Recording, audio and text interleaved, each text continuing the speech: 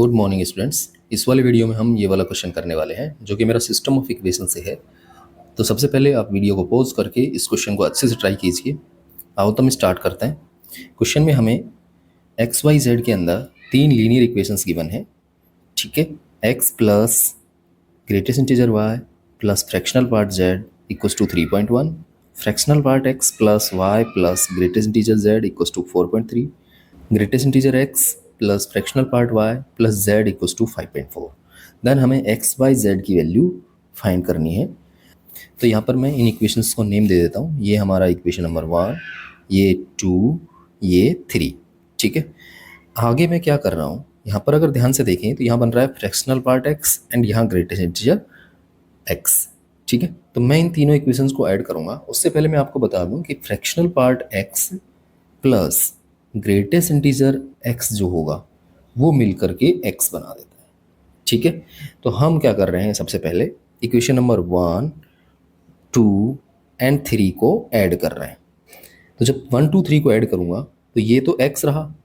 ठीक है, ये बनेगा मेरा fractional part x plus greatest integer x, तो ये दोनों मिलकर एक्स बना देंगे, तो ये मिल जाएगा टोटल हमें 2x।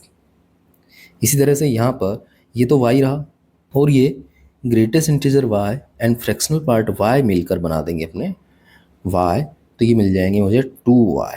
ठीक है, प्लस यहाँ पर ये फ्रैक्शनल पार्ट z है और ये ग्रेटेस्ट इंटीजर z है, दोनों मिलकर बना देंगे z, और एक z पहले से बैठा है ये वाला, तो ये मिलकर मुझे मिल जाएंगे 2z। एंड इधर की साइड जब मैं ऐड करूँ तो यहाँ पे 3 प्लस 4 प्लस 5, तो ये हमारे 12 हो गए।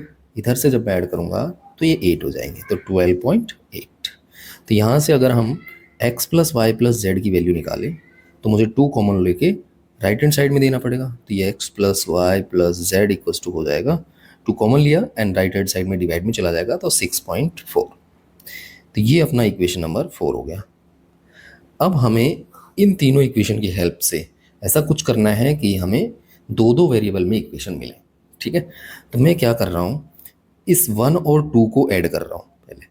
तो मैंने इक्वेशन नंबर 1 प्लस 2 किया, तो यहाँ से मुझे x मिलेगा, यहाँ से y मिलेगा, एंड इन दोनों को ऐड करूँगा तो z मिल जाएगा। तो ये बनेगा मेरा x plus y plus z and plus यहाँ से मुझे मिल जाएगा fractional part x and greatest integer y। तो fractional part x plus greatest integer y equals to, इन दोनों को ऐड किया तो 7.4 हो गया मेरा।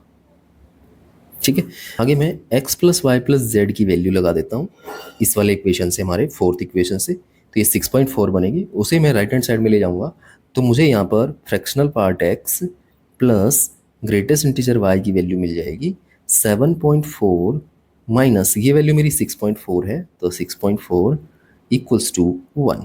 ठीक है, इसे मैं इक्वेशन नंबर 5 नेम दे रहा हूँ।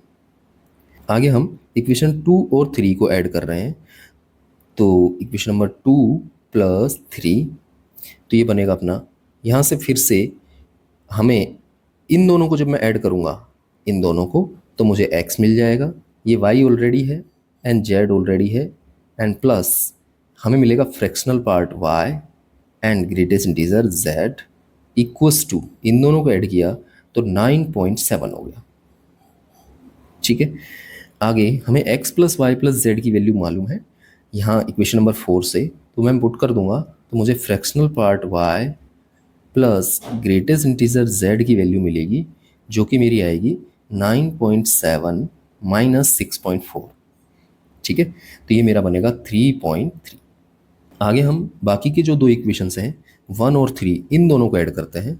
तो 1 प्लस 3 किया मैंने, तो ये बनेगा अपना x मिल जाएगा मुझे एंड y भी मिलेगा एंड z भी मिलेगा। ठीक है, y जो है greatest integer y plus fractional part y की वजह से मिलेगा, एंड प्लस बचेगा, एक तो बचेगा greatest integer x and fractional part z, तो मैं पहले फ्रैक्शनल पार्ट z लिख लेता हूँ and plus greatest integer x मिलेगा, इक्वल्स टू मुझे मिलेगा ये 3 एंड 5 8.5। ठीक है, अब हमें फिर से x plus y plus z की वैल्यू यहाँ से पुट कर देनी है 6.4, तो यहाँ से मुझे मिल जाएगा fractional part z plus greatest integer x equals to 8.5 minus 6.4 तो ये अपना आ जाएगा 2.1। ठीक है, ये अपना इक्वेशन नंबर 6 है और ये इक्वेशन नंबर 7 है। अब मैं इक्वेशन 5, 6 एंड 7 को एक साथ लिख लेता हूँ। तो ये बनेगा अपना fractional part x plus greatest integer y equals to 1 है, and fractional part y plus greatest integer z equals to 3.3 है, and fractional part z plus greatest integer x ये मेरा है 2.1। ठीक है, आगे हमें मालूम है कि जो ग्रेटेस्ट इंटीजर x होता है ये इंटीजर देगा और बचने वाला जो पार्ट होगा, फ्रैक्शनल पार्ट जो होगा, वो हमारे फ्रैक्शन पार्ट से आएगा। तो इसे मैं लिख सकता हूँ 1 प्लस 0। तो यहाँ पर जो 1 होगा ये ग्रेट इंटीजर हो गया, ये इंटीजर को देगा, और 0 मेरा जो है फ्रैक्शन पार्ट हो गया। ठीक है, तो यहाँ से हम कह सकते हैं कि जो फ्रैक्शनल पार्ट x होगा उसकी वैल्यू तो मेरी 0 हो गई, एंड ग्रेटेस्ट इंटीजर y की जो वैल्यू है वो मेरी 1 हो गई।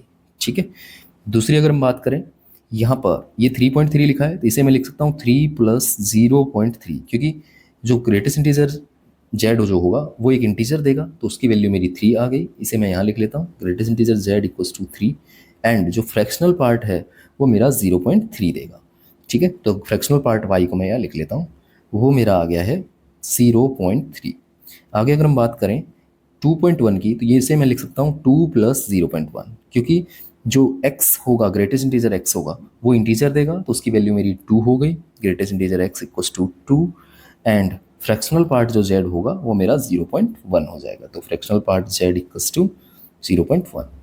अब हमें मालूम है कि जो x की वैल्यू होती है वो fractional part x plus greatest integer x की इक्वल होती है। ठीक है, तो इन दोनों को जब मैं ऐड करूँगा तो मुझे x की वैल्यू मिल जाएगी। इन दोनों को ऐड करने के बाद x की वैल्यू मिलेगी, तो वो मेरी आ जाएगी 2।